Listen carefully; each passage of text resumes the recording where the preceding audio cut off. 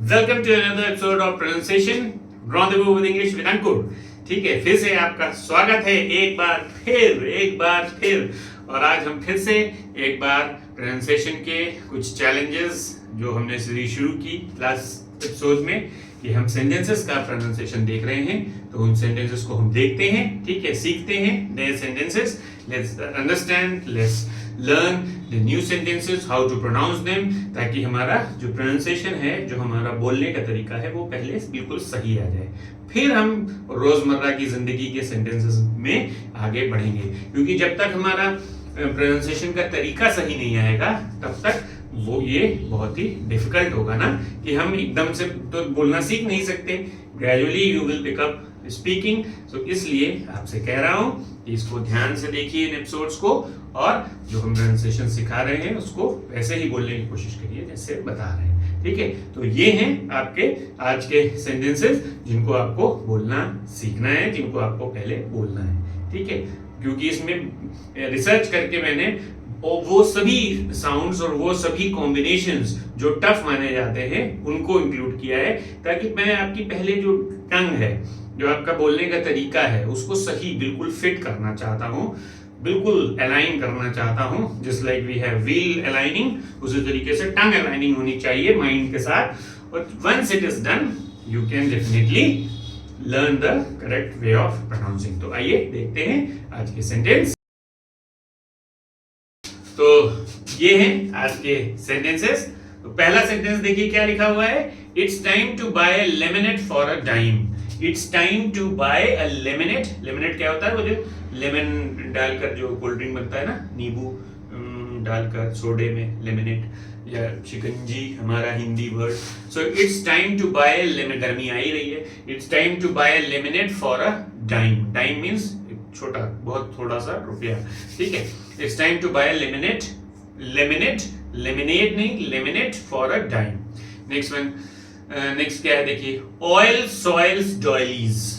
Oil soils doilies. Oil soils doilies. Oil soils doily. Oil है, soils है, doilies है। Oil है, oil soils, soils का मतलब होता है गंदा करना। ठीक है, oil soils doilies. Now next one, flip a coin Roy, you have a choice of oysters और पॉय। फ्लिप अ कॉइन यानी सिक्का उछालो। Flip a coin Roy, you have a choice of oysters और पॉय। ठीक है, खाने की चीज है, सी फूड है, तो फ्लिप करो कॉइन, इसमें से क्या चूज करना है। जैसे अमिताभ बच्चन ने उसमें शोले में करता नहीं था, heads you win tails I lose, है ना।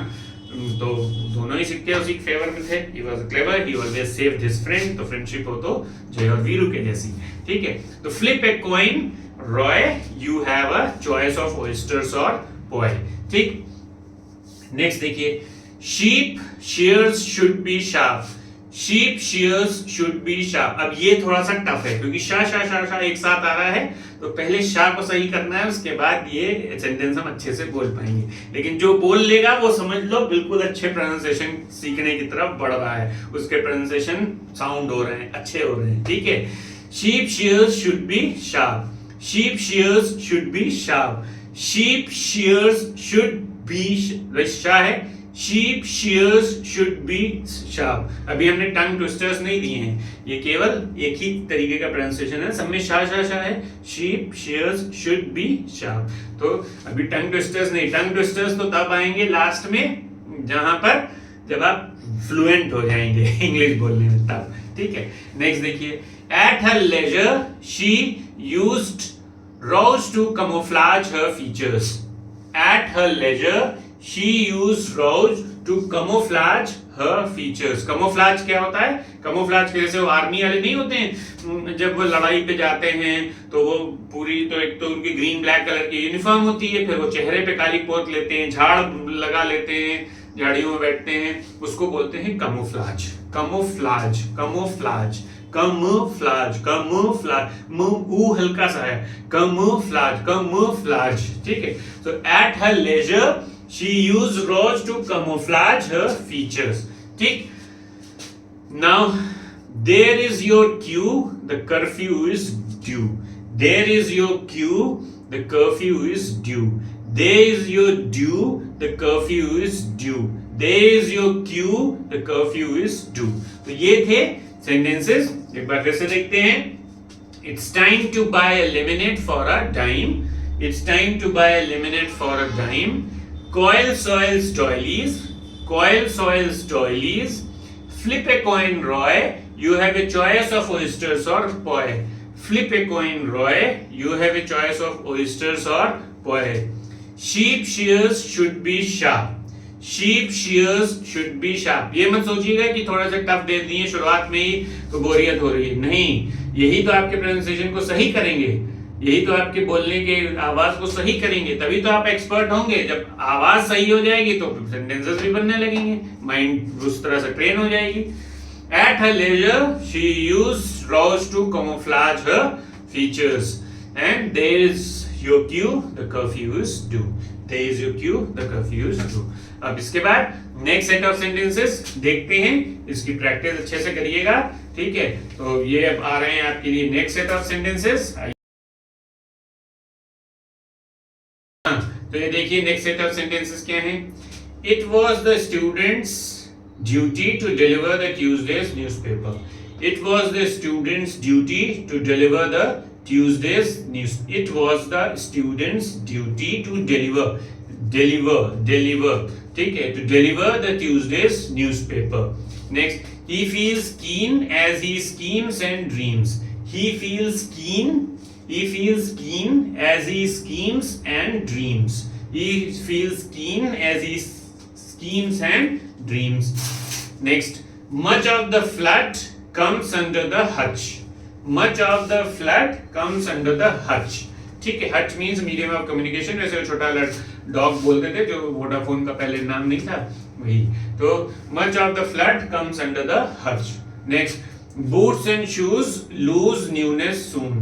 Boots and shoes lose newness soon. Boots and shoes lose newness soon. ठीक. Next, Ruth was rude to the youthful recruit. Ruth was rude to the youthful recruit. Ruth was rude to the youthful recruit. और last sentence है, it's livid, vivid and vivifying. It's livid, vivid and vivifying. It's livid, vivid and vivifying. ठीक, तो एक बार फिर से ये sentence. It was the student's duty to deliver the Tuesday's newspaper. It was the student's duty to deliver the Tuesday's newspaper. Second क्या है? He feels keen as he schemes and dreams. He feels keen as he schemes and dreams. Third है, much of the flood comes under the hutch. Much of the flood comes under the hutch. Fourth one, boots and shoes lose newness soon. Boots and shoes lose newness soon. Fifth, Ruth was rude to the youthful recruit. Ruth was rude to the youthful recruit. And sixth, it's livid, vivid and vivifying. It's livid, vivid and vivifying. ठीक है, तो ये थे आज के set of challenges.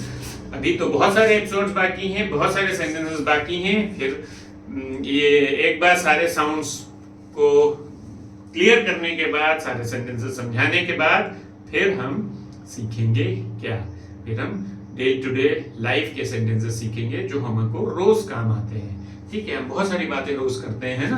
We have chatter boxes, मन चुप तो रहते ही नहीं है कहीं भी. तो ऑल्दो चैटर बॉक्स होना अच्छा नहीं है, लेकिन फिर भी बातें तो करते ही हैं. जब 2-3 लोग साथ होते हैं तो वो बातों को हम इंग्लिश में कैसे कह सकते हैं वो आगे आने वाले एपिसोड में सिखाएंगे. लाइक, सब्सक्राइब और शेयर करना ना भूलें अगर आप एपिसोड से खुश हैं. आपका बहुत बहुत धन्यवाद.